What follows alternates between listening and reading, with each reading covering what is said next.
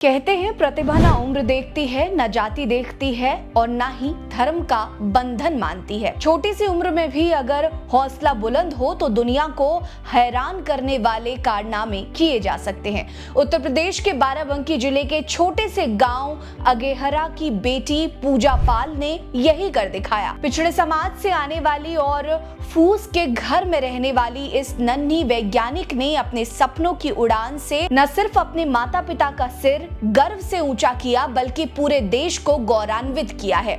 नमस्कार, मेरा नाम है रीटा। आज की वीडियो में मैं आपको पिछड़े समाज से आने वाली भारत की नन्ही वैज्ञानिक पूजा पाल के बारे में बताऊंगी, जो अब जापान में कहर मचाने को तैयार है। बाराबंकी जिले का अगेहरा गांव, जहां बिजली पानी जैसी बुनियादी सुविधाएं भी सपने के समान है।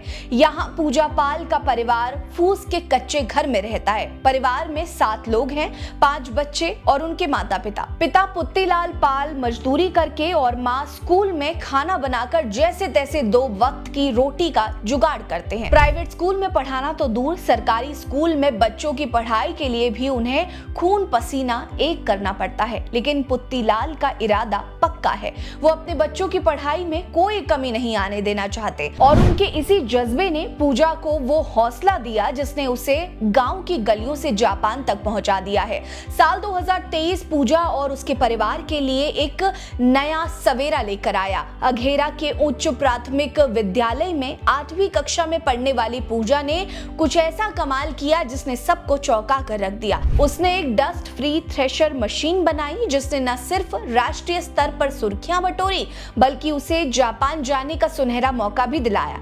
कहानी तब शुरू हुई जब पूजा ने स्कूल के बाहर चल रही थ्रेशर मशीन से उड़ती धूल को देखा। धूल से बच्चों को खांसी और सांस लेने में तकलीफ हो रही थी। इस समस्या ने पूजा के जिज्ञासु दिमाग को झकझोर कर रख दिया। उसने अपने शिक्षक राजीव श्रीवास्तव से इस बारे में बात की। पूजा के शिक्षक राजीव उनसे प्रभावित हुए और उन्होंने पूजा का हौसला बढ़ाया और मेंटोर बनकर उनका मार्गदर्शन किया। पूजा ने सोचा कि धूल को रोकने का सबसे अच्छा तरीका पानी हो सकता है। ऐसे में उन्होंने पहले कागज और प्लास्टिक से मॉडल बनाने की कोशिश की, लेकिन सफलता नहीं मिली।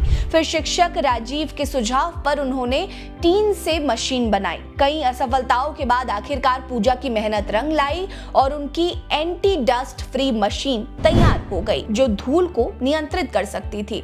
9-10 अक्टूबर 2023 को नई दिल्ली के इंदिरा गांधी स्टेडियम में आयोजित इंस्पायर अवार्ड मानक योजना 2021 की राष्ट्रीय प्रदर्शनी में पूजा ने अपनी मशीन प्रदर्शित की। 60 चुनिंदा बच्चों में पूजा का आविष्कार सुर्खियों में आ गया। उनकी मशीन को न सिर्फ सराहना मिली बल्कि इसके पेटेंट की प्रक्रिया भी शुरू हो गई। और तो और इस नन्ही वैज्ञानिक को जापान के साकुरा साइंस प्रोग्राम में आमंत्रित किया गया, जहां उनकी प्रतिभा ने वैश्विक मंच पर भारत का नाम रोशन किया। उनके आविष्कार को राष्ट्रीय स्तर पर इंस्पायर अवार्ड भी मिला है। पूजा की इस उपलब्धि में उनके शिक्षक राजीव श्रीवास्तव का योगदान अनमोल है। उन्होंने पूजा की प्रतिभा को उनकी जाति या गरीबी से नहीं आंका। ओबीसी समुदाय से आने वाली पूजा को उन्होंने सिर्फ एक होनहार छात्रा के रूप में देखा और उनका पूरा साथ दिया। जापान के साकुरा साइंस प्रोग्राम में पूजा ने वहां की उन्नत तकनीक को करीब से देखा। वहां के अनुभव आज भी उन्हें रोमांचित कर देते हैं। लेकिन दुख की बात यह है कि जिस प्रतिभा को जापान ने सम्मान दिया उसे अपने ही देश में उतनी तवज्जो नहीं मिल पाई। समाजवादी पार्टी के नेता अखिलेश यादव ने पूजा की पढ़ाई और शोध के लिए 1,55,000 रुपए की मदद दी, लेकिन राज्य सरकार की ओर से कोई खास सहायता नहीं मिल पाई। ग्रामीणों में भी इस बात को लेकर घोर निराशा है। आपको बता दें कि 2 साल बीत गए, पूजा की प्रतिभा को राष्ट्रीय स्तर पर पहचान मिली, लेकिन वो आज भी उसी फूस के घर में रहती है। अब 12वीं कक्षा में पढ़ रही पूजा का सपना है कि वो अपने आविष्कारों से न सिर्फ अपने माता पिता बल्कि पूरे देश का नाम रोशन करे। वो चाहती है कि पढ़ाई के साथ साथ वो आय का स्रोत भी बनाए ताकि उसके परिवार को आर्थिक तंगी का सामना ना करना पड़े। पूजा पाल की ये कहानी आपको कैसी लगी हमें कमेंट सेक्शन में जरूर बताएं। साथ ही वीडियो को लाइक कर लीजिए, चैनल को जरूर सब्सक्राइब करिए। अगर आपके पास भी ऐसी कोई इंस्पायरिंग स्टोरी है, मोटिवेटिंग स्टोरी है तो हमें मेल करिए या हमें व्हाट्सएप करिए। हमारे साथ बने रहिए। नमस्कार।